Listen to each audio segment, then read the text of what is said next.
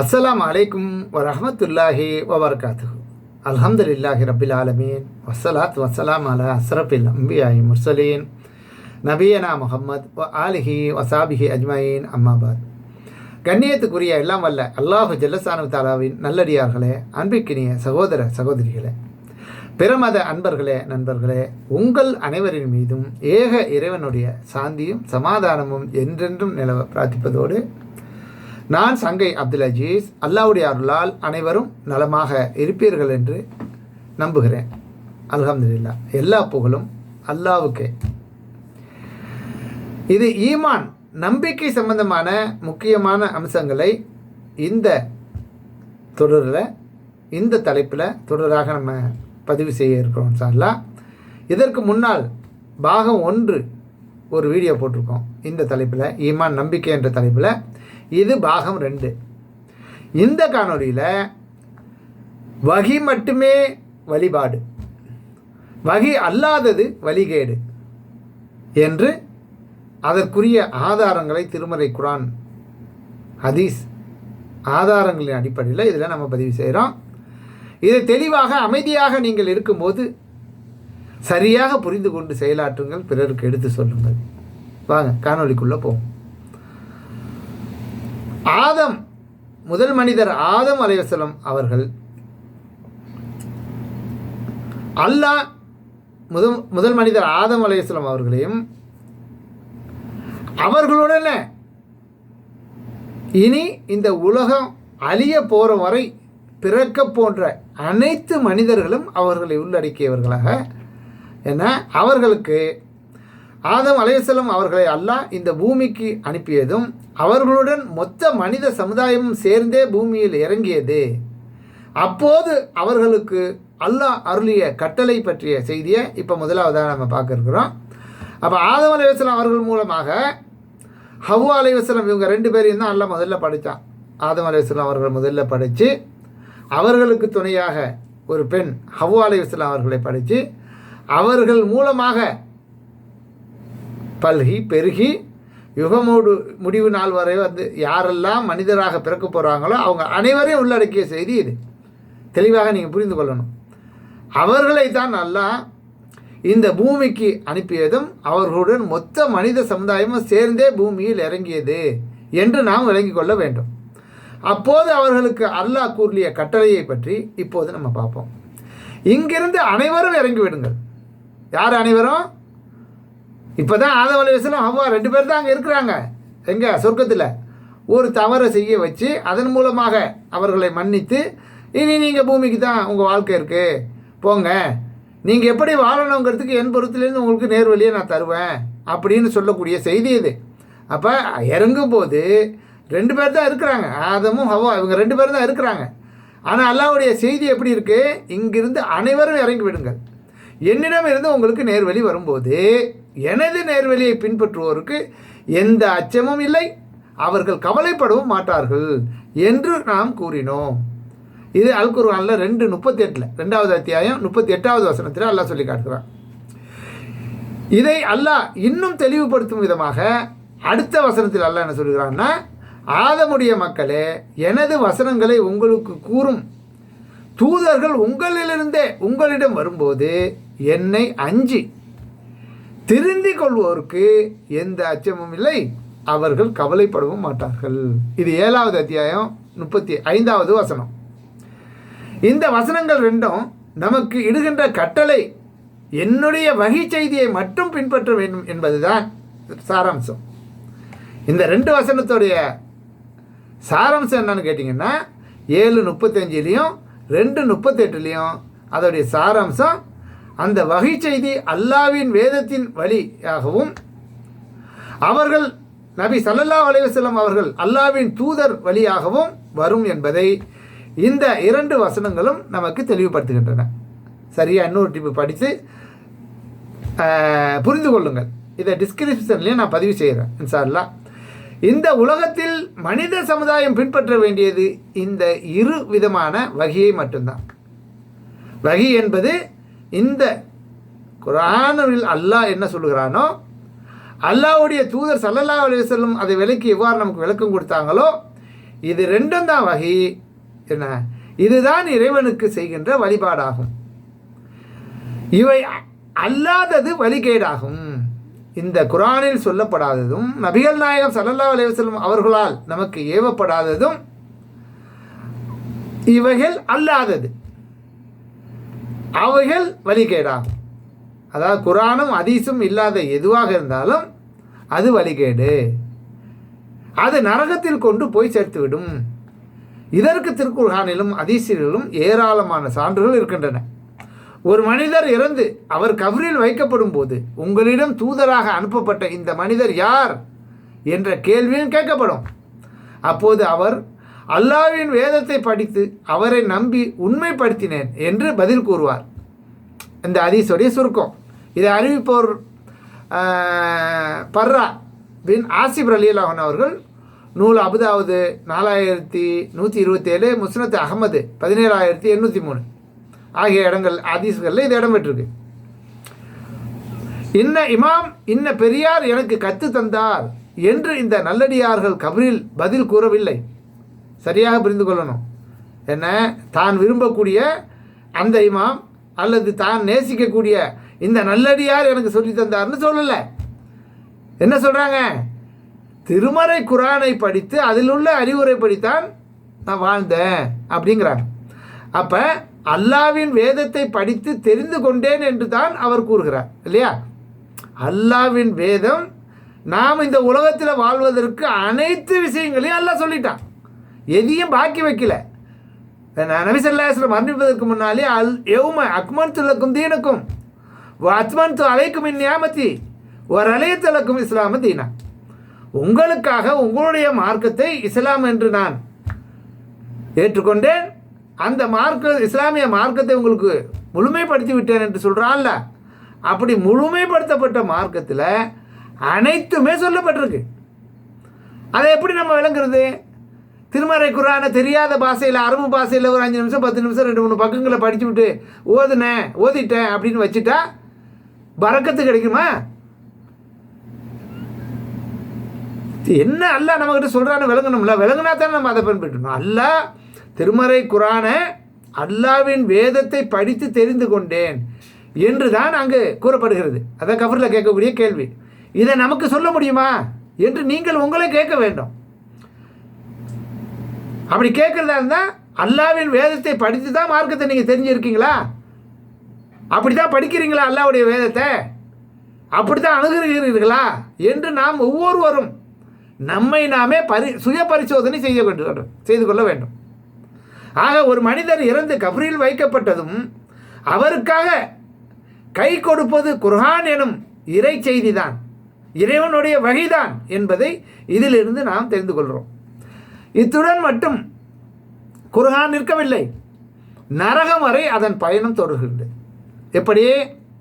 இறைவசனங்களை ஏற்க மறுத்த மனிதன் நாளை மஹ்ஷர் மைதானத்தில் வந்து நிற்கும்போது புலம்பலையும் அல்லாஹ் நமக்கு எடுத்து கூறுகிறான்.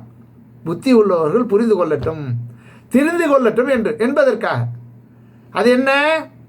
நீங்கள் அறியாத நிலையில் திடீரென்று உங்களிடம் வேதனை வருவதற்கு முன்னரும் அல்லாஹ்வின் கடமையில் நான் குறை வைத்ததற்காக எனக்கு கேடுதான், நான் கேலி செய்தவனாகிவிட்டேன் என்று எவரும் கூறுவதற்கு முன்னரும் அல்லாஹ் எனக்கு நேர்வழி காட்டியிருந்தால் அவனை அஞ்சுவோரில் அஞ்சி இருப்பேன் என்று கூறுவதற்கு முன்னரும், வேதனையை காணும் நேரத்தில் திரும்புதல் எனக்கு இருந்தால் நல்லோரில் ஆகியிருப்பேனே என்று கூறுவதற்கு முன்னரும், நல்லா கவனிங்க, உங்கள் இறைவனிடமிருந்து உங்களுக்கு அருளப்பட்ட அழகானதை பின்பற்றுங்கள் என்று அல்லாஹ் ரப்பல் ஆலமீன் 39வது அத்தியாயம் 55, 56, 57வது வசனம் 3 வசனங்கள் அல்லாஹ் சொல்லி காட்டுகிறான்.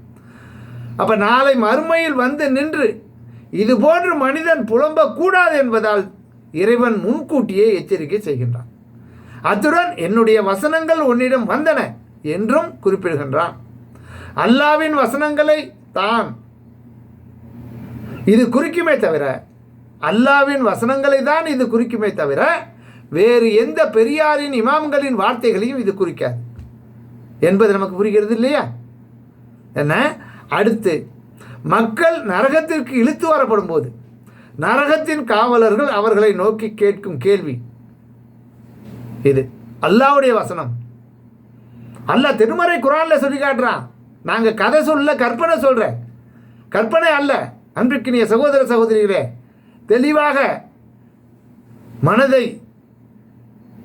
புரியும் வண்ணமாக என்ன நடுநிலையாக கேளுங்க. மக்கள் நரகத்திற்கு இழுத்து வரப்படும்போது நரகத்தின் காவலர்கள் அவர்களை நோக்கி கேட்கும் கேள்விகள் இது. எப்படி? ஏக இறைவனை மறுத்தோர் கூட்டம் கூட்டமாக நரகத்திற்கு ஓட்டி செல்லப்படுவார்கள். அவர்கள் அங்கே வந்ததும் அதன் வாசல்கள் திறக்கப்படும். உங்கள் இறைவனின் வசனங்களை உங்களுக்கு கூறும் இறை தூதர்கள் உங்களிலிருந்தே உங்களுக்கு வரவில்லையா என்று கேட்குறாங்க. இந்த நாளை நீங்கள் சந்திக்க வேண்டியது வரும் என்பதை உங்களுக்கு அவர்கள் எச்சரிக்கை செய்யவில்லையா என்றும் அதன் காவலர்கள் கேட்கிறார்கள். யாரே? மலக்குமார்கள் கேட்குறாங்க. அதற்கு அவர்கள் அந்த நரகத்துக்கு இழுத்து வரப்பட்டிருக்காங்களே, அவங்க என்ன சொல்கிறாங்கன்னா, ஆம் ஆம் என்பார்கள். எனினும் ஏக இறைவனை மறுப்போருக்கு வேதனை என்ற கட்டளை உறுதியாகிவிட்டது. வந்தாங்க, அவங்க என்ன சொன்னாங்கலாம் நாங்கள் கேட்கல. ஏதோ நேரம் கிடைக்கும் போது 10 நிமிஷம் 15 நிமிஷம் நல்ல நாள் கெட்ட நாளில் குரானை தெரியாத பாஷையில் ஓதி எடுத்து மூடி வச்சுருவோம். அப்புறம் எங்கள் அப்பா பாட்டை சொன்னபடி, எங்கள் ஊரில் உள்ளபடி, எங்கள் சொந்த பந்தங்கள் வாழ்கிற வாழ்க்கைப்படி, எங்களுடைய மௌலானாக்கள் அஜித்மார்கள் சொன்னபடி வாழ்ந்துட்டோம். இதான் அங்கே பதிலாக இருக்கும். இதை அல்லாஹ் 39வது அத்தியாயம் 71வது வசனத்தில் அல்லாஹ் சொல்லி காட்டுகிறான். நரகத்தை நோக்கி மக்கள் வீசி எறியப்படும் போது அவர்களிடம் மலக்குகள் கேட்கின்ற கேள்வி உங்களிடம் தூதர் வரவில்லையா என்பதுதான். என்ன? நபிமார்கள் வரவில்லையா, இறை தூதர்கள் வரவில்லையா என்றுதான். கோபத்தால் அது வெடித்திட முற்படும் போது, அதாவது கோபத்தால் அது வெடித்திட முற்படும் ஒவ்வொரு கூட்டத்தினரும் அதில் போடப்படும் போதெல்லாம் எச்சரிக்கை செய்பவர் உங்களிடம் வரவில்லையா என்று அதன் காவலர்கள் அவரை கேட்பார்கள்.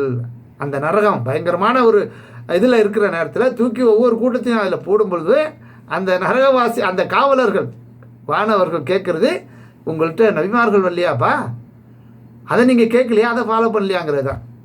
அப்போ யார் முஸ்லீம்கள் என்று தங்களை சொல்லிக்கொள்ளக்கூடியவர்கள் அல்லாவின் தூதர் முகமது ஸல்லல்லாஹு அலைஹி வஸல்லம் அவர்களை அல்லாவின் தூதர் தான் என்று நம்பக்கூடியவர்கள் அல்லாஹ்வுடைய வகையை, அல்லாஹ்வுடைய திருமறை குர்ஆன் வசனங்களை சரியாக புரிந்து கொண்டு அதற்கு மாறு செய்யாமல் நம்மளால் இயன்றவரை நம்ம வாழ்க்கையை அமைத்துக் கொள்ள வேண்டும். அதற்கு என்ன நபிகள் நாயகம் ஸல்லல்லாஹு அலைஹி வஸல்லம் அவர்கள் நாம் காலையில் எந்திரிச்சதுலேருந்து ராத்திரி தூங்க போகிற வரலையும் எப்படி நம்மளுடைய அமல்களை அமைத்துக் கொள்ள வேண்டும் என்று செய்து காட்டியிருக்கிறார்கள், விளக்கம் அளித்திருக்கிறார்கள். அதை நாம் என்ன பண்ணுறோம்?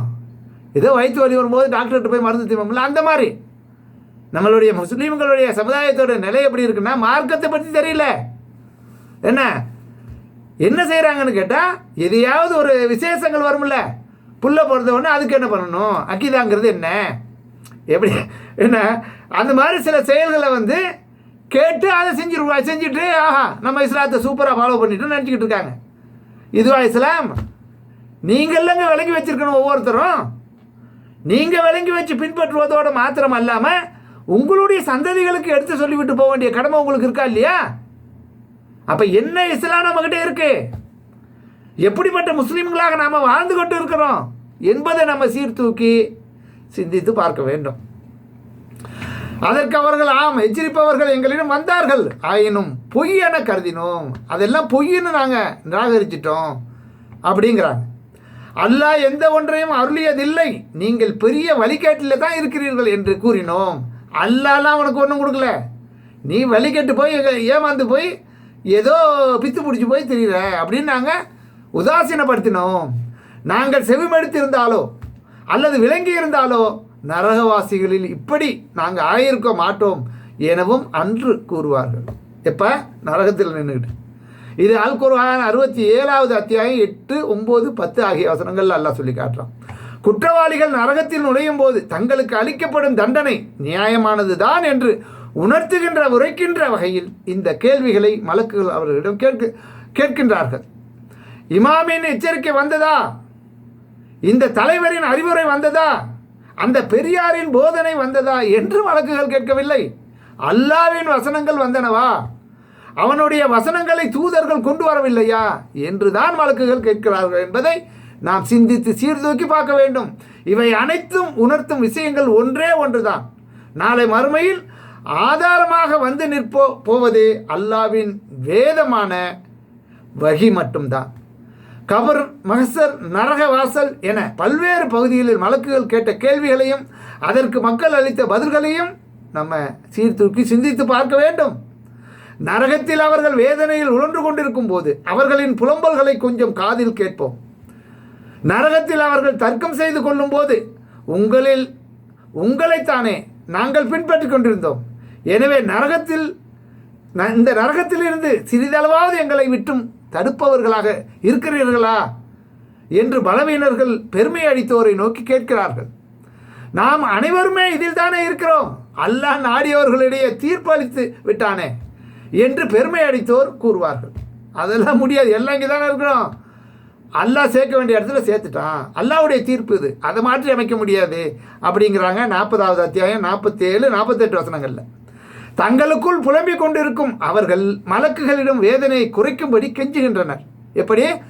உங்கள் இறைவனிடம் பிரார்த்தனை செய்யுங்கள், இவ்வேதனையை ஒரு நாள் அல்லது அவன் லேசாக்குவான் என்று நரகத்தில் கிடப்போர் நரகத்தில் காவலர்களிடம் கூறுகிறார்கள். உங்களிடம் உங்கள் தூதர்கள் தெளிவான சான்றுகளை கொண்டு வரவில்லையா என்று அவர்கள் கேட்பார்கள். அதற்கு அவர்கள் ஆம் என்று அவர்கள் கூறுவார்கள். அப்படியானால் நீங்களே பிரார்த்தனை செய்து கொள்ளுங்கள், நீங்களே கேட்டுக்குங்க. நரகத்தின் காவலர்கள் இப்படி சொல்லிடுவாங்க.